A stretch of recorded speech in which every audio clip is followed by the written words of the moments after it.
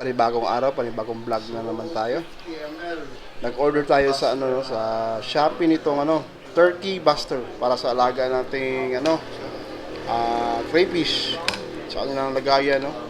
Sa kanilang lagayan is marami na kasing debris o marami ng dumi, no. So ito yung pamaraan ko para hindi ako palagi na papalit ng maraming tubig. At the same time, na rin, pang save na rin para sa tubig, no?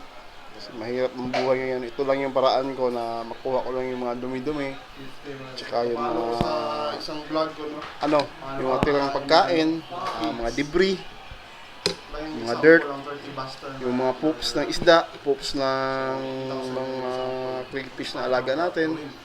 So ito yung naisipan ko, no? So ito, itatry na natin, no? Yan. So, pwede din natin ilagay sa may bote, no?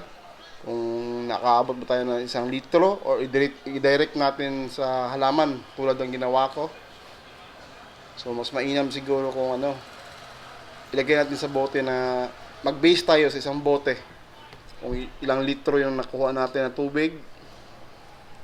Ganyan. Yan yung sinasabi ko, yung mga itim-itim, yung mga debris at saka mga poops ng isda at crayfish natin. So, yan yung paraan ko. So, dito sa pinakita ko, hindi ko nilagay sa bote. Dinirect ko sa sa halaman. Kaya kung ilagay natin sa bote, yun, mami-measure natin yung yung ilang tubig ang nakuha natin at ibabalik natin diyan. Mamalit natin, no?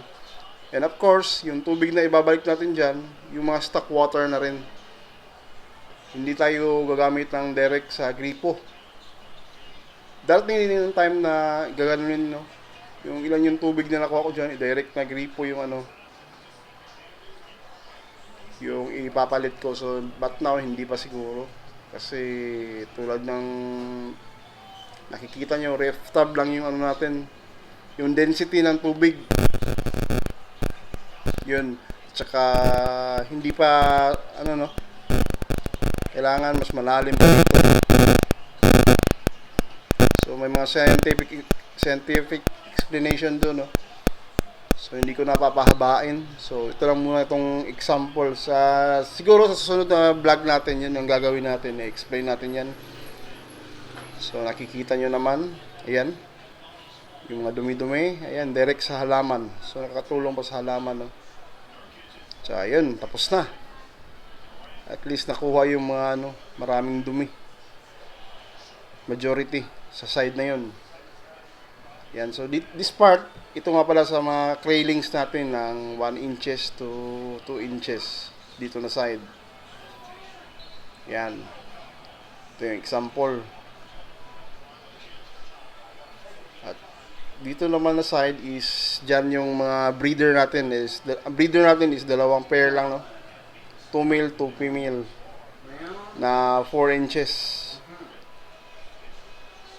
Tsaka may nakita na rin ako dyan sa mga breeder natin na magkasama sila sa isang Tsaka ito na rin yung abang. Just in case meron na buried, doon ko ililipat kaagad. So yan, dito sa craylings side. Yan, maganda pa naman yung quality ng tubig, no? Ayun, malinis pa.